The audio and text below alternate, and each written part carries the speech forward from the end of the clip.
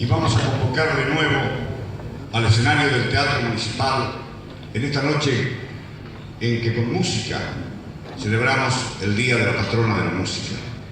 Vamos a convocar de nuevo, decía, al director de la banda de músicos de la Policía de la Capital, el inspector general, profesor Carlos Villagra, porque él ha preparado algo muy especial para esta noche.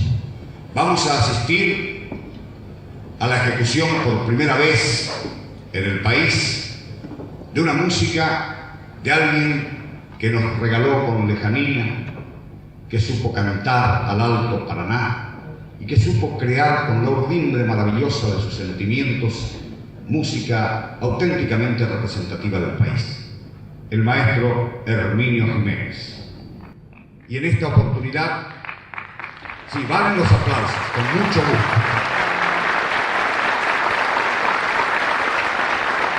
Y es esta la ocasión en que todos vamos a deleitarnos conociendo el estreno de esta polca de Herminio Jiménez, Juan José, para que dirija a la banda profesor Carlos Villagra.